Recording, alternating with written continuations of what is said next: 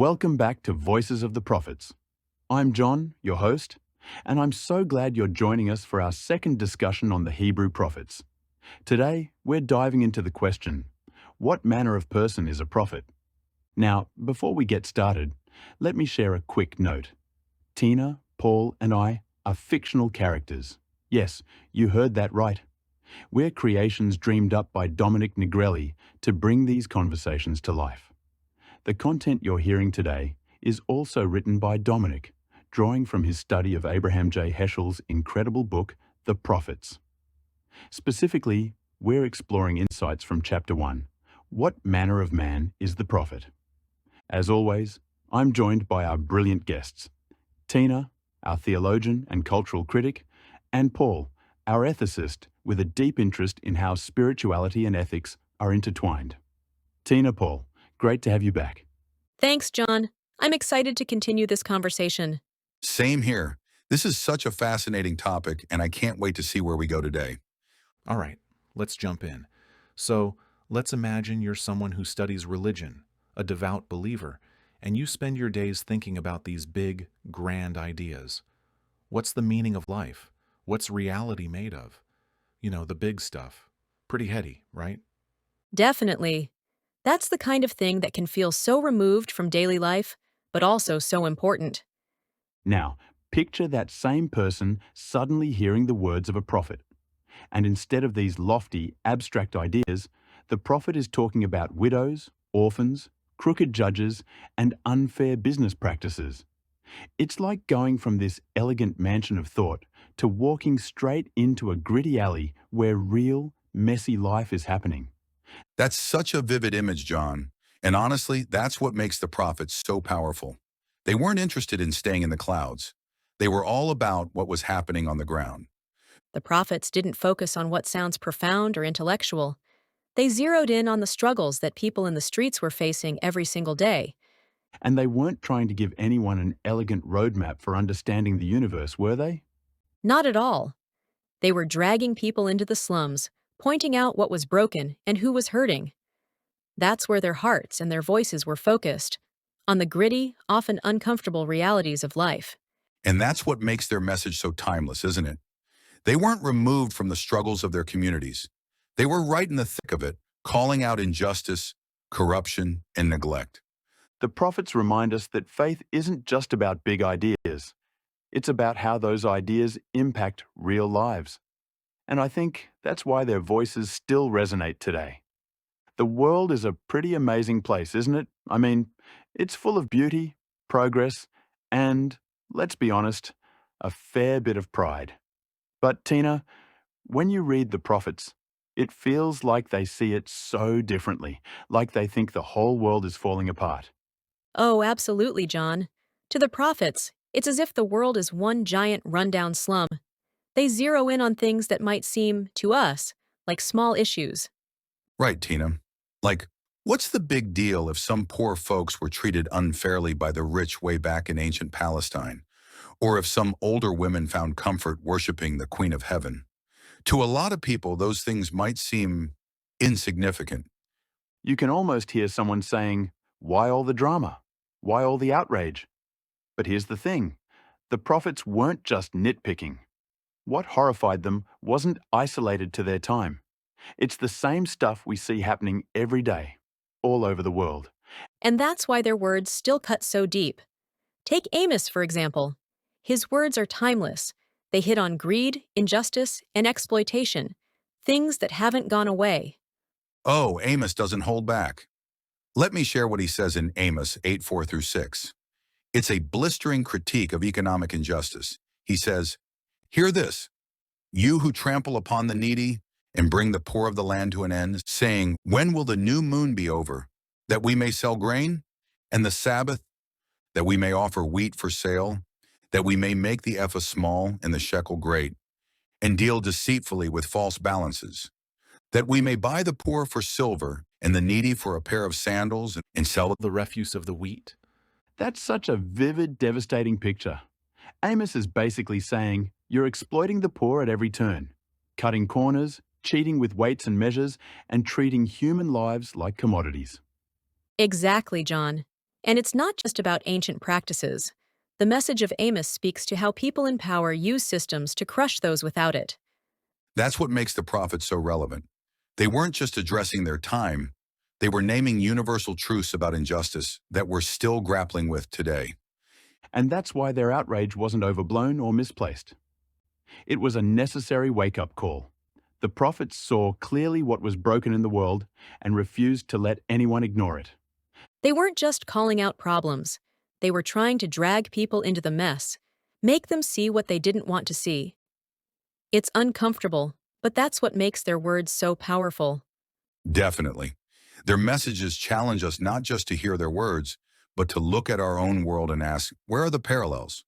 What would they say to us today? All right, let's pause and think about something for a second.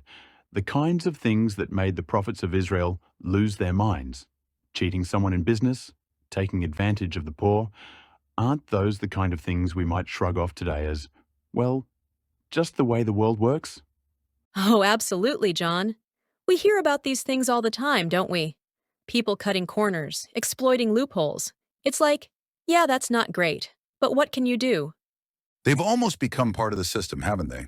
Everyday problems that we just accept as the cost of doing business. But the prophets, they saw something much deeper. Yeah, for them, these weren't just small infractions. They were catastrophic, like the kind of stuff that could shake the very foundations of the world. That's what's so fascinating about the prophets. For us, injustice is wrong, sure.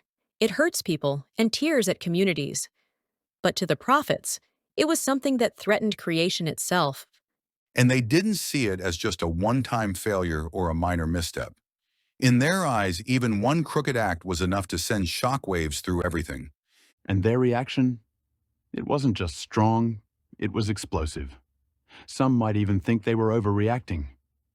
Right. But when you think about it, John, it wasn't overreacting for them. It was their way of staying true to what they believed about the world and about God's justice. Absolutely.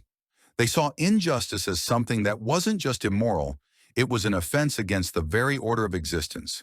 And that's why their words still hit so hard. They force us to reconsider how we see these so-called small issues. They push us to realize that these aren't just problems, they're alarms, warning us about something much bigger. And if we really listen to them, it's not just about seeing the world differently, it's about asking ourselves what we're willing to do about it. Exactly, Paul. The prophets challenge us not just to hear their words, but to act on them. And that's what makes their voices as urgent today as they were back then. Let's be honest for a moment. We see injustice all the time, don't we? Lies, hypocrisy, unfairness, suffering. It's everywhere. It's on the news, in our schools, in our communities. And yet, most of the time, we don't get that upset about it. That's true, John. It's not that we don't care, but it's so constant that we've kind of gotten used to it. Yeah, we've grown numb to it. We might shake our heads, feel bad for a moment, and then just move on with our lives. But here's the thing. For the prophets, it wasn't like that. Even the smallest act of injustice felt, to them, like it shook the very universe. Absolutely. What we might call no big deal was to them a crisis of cosmic proportions. It's like they saw every wrong, no matter how small, as a crack in the foundation of the world, something they just couldn't ignore. That's exactly right. For the prophets, there was no such thing as a minor injustice. Every single one mattered, and their words make that crystal clear. Listen to what Amos says in Amos 8:7-8. The Lord has sworn by the pride of Jacob. Surely I will never forget any of their deeds. Shall not the land tremble on this account, and everyone mourn who dwells in it, and all of it rise like the Nile, be tossed about and sink again, like the Nile of Egypt? That's such a vivid image. The land trembling, rising and falling like the Nile. Amos is showing us just how deeply injustice disrupts not just people's lives, but the entire order of creation. And it's not just Amos. Jeremiah gives us another powerful image. Listen to this from Jeremiah 2:12-13. Be appalled, O heavens, at this. Be shocked, be utterly desolate, says the Lord. For my people have committed two evils. They have forsaken me, the fountain of living waters, and hewed out cisterns for themselves, broken cisterns that can hold no water. Wow, that's so striking. Jeremiah paints this picture of people turning away from God, the source of life, and instead relying on things that can't sustain them. And the heavens themselves are appalled. Jeremiah's words make it clear that this isn't just about people making bad choices. It's about a cosmic betrayal, a breaking of something fundamental. And that's the heart of it. The prophets weren't just upset about human failings. They saw injustice and faithlessness as disruptions in the very fabric of existence. To them, these weren't small problems. They were catastrophic. And that's why their urgency, their fire, makes so much sense. They weren't overreacting.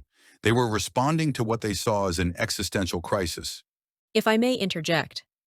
Their words still challenge us today to take injustice seriously, to see it for the disruption it really is, and not just dismiss it as the way things are. That's what makes the prophets so important. They refuse to let us off the hook. Their words demand that we see the world differently and care more deeply about what's broken. You know, when you read the prophets, it can feel like they're constantly shouting, "The sky is falling."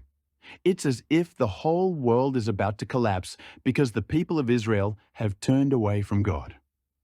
Let's be honest, sometimes it sounds like they're overreacting. I get what you're saying, John. On the surface, their outrage can feel extreme.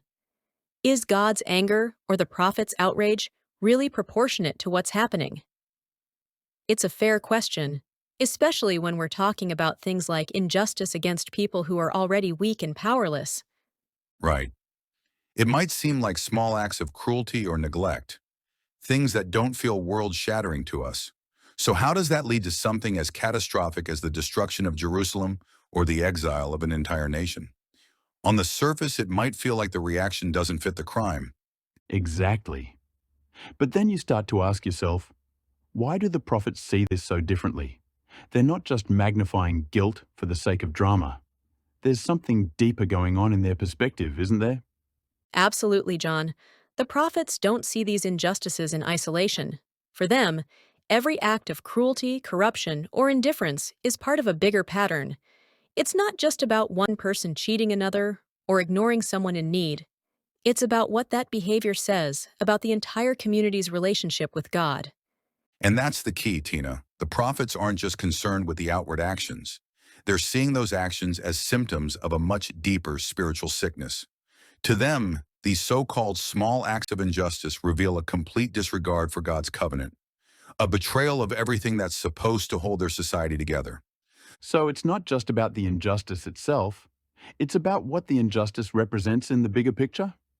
Exactly. And that's why their outrage seems so intense. It's not hysteria. It's a deep sensitivity to the evil they see tearing their community apart. Amos puts it so powerfully in Amos 6:6. They drink wine in bowls and anoint themselves with the finest oils, but they are not grieved over the ruin of Joseph. That verse is devastating, isn't it? Amos isn't just calling out extravagance. He's pointing to this profound indifference. The leaders of Israel are living in luxury, enjoying every comfort, while the nation is falling apart around them. And their lack of grief is the real issue, isn't it? It's not just what they're doing, it's what they're not doing. The prophets see this indifference as more dangerous than the injustice itself. Because when people stop caring, when they're no longer grieved by the suffering of others, that's when everything starts to unravel. And John, that brings us back to your earlier question. If we think the prophets are too dramatic, what does that make us?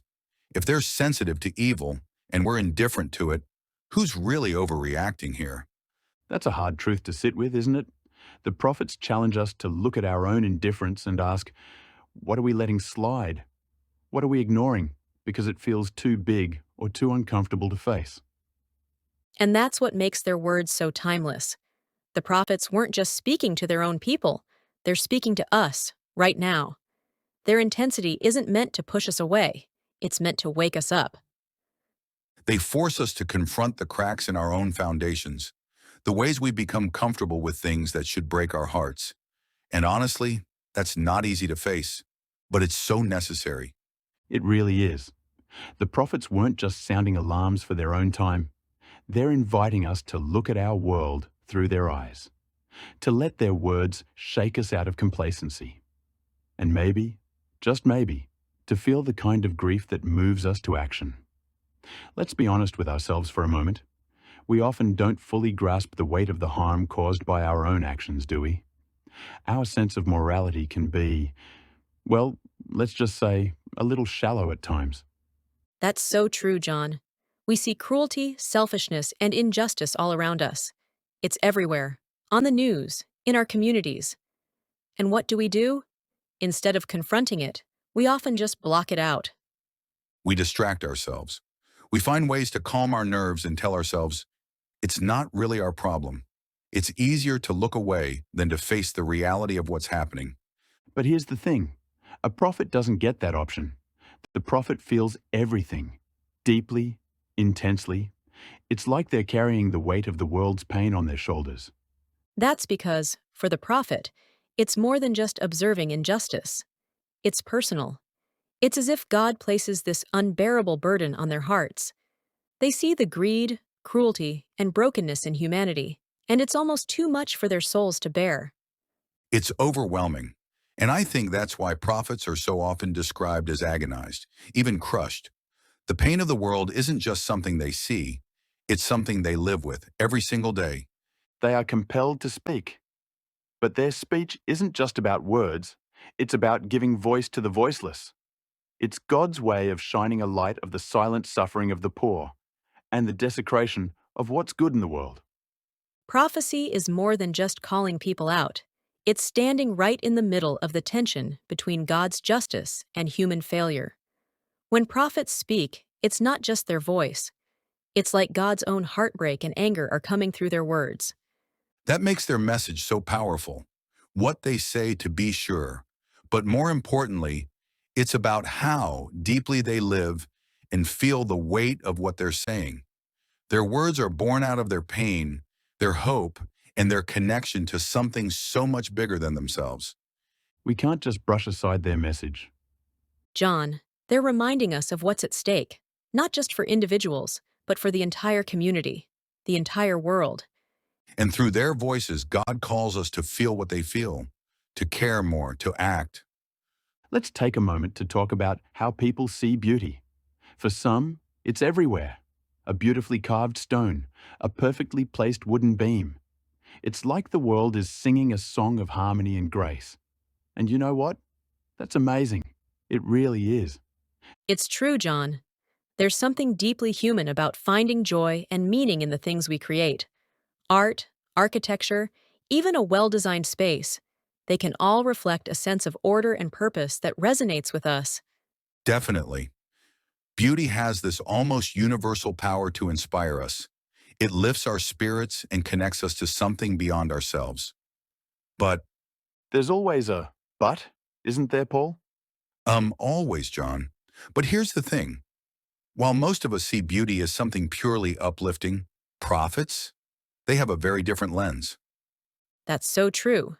Prophets don't just see what's on the surface. It's almost like they can hear something beneath the beauty. A dissonance, a cry of injustice that most people miss. And that same clean, elegant house or magnificent city that might inspire awe in us. It might fill a prophet with unease. Why do you think that is, Tina? Because they're tuned in to the hidden stories, John. The ones the walls and beams don't say out loud, but still carry with them. They hear the echoes of how that beauty came to be, what was taken, who was harmed, what was sacrificed. Exactly. Habakkuk captures this so vividly. Let me read from Habakkuk 2:6, 9, 11 to 12. Woe to him who heaps up what is not his own. Woe to him who gets evil gain for his house. For the stone cries out from the wall, and the beam from the woodwork responds. Woe to him who builds a town with blood and founds a city on iniquity. Wow, that's a heavy indictment. What strikes me is how Habakkuk doesn't just criticize the people. He says even the materials, the stones and beams can't stay silent. And that's such a powerful image. To Habakkuk, it's not just about calling out individuals. He's showing us how injustice can seep into everything, into the very structures we build, the systems we rely on. And I think what's so striking is that Habakkuk isn't just speaking to the builders or leaders. He's speaking to all of us. Because let's face it, we're all part of these systems in one way or another. So what's the takeaway here?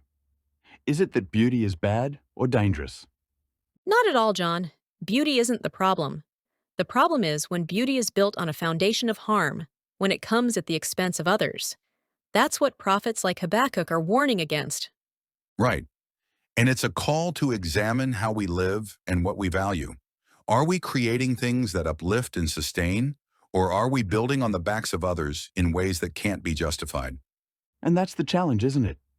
To see the beauty in the world, but also to listen for the cries it might be hiding. The prophets don't let us get away with ignoring those hidden stories. They push us to see the whole picture, not just the surface, but the foundation. Because if the foundation is built on injustice, the beauty isn't what it seems.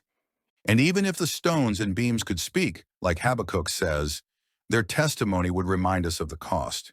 A sobering thought, but an important one. Let's sit with that as we keep exploring what the prophets have to say. Most people wouldn't expect these kinds of words from a prophet, would they? Builders of great cities are usually admired, celebrated, even immortalized. No one really stops to think about the violence or exploitation that might have paved the way for their glory. Right, John. It's not something we're conditioned to question. When we see a grand monument or a stunning skyline, our instinct is to marvel at it, to see it as a symbol of success and progress, not to wonder about the human cost behind it.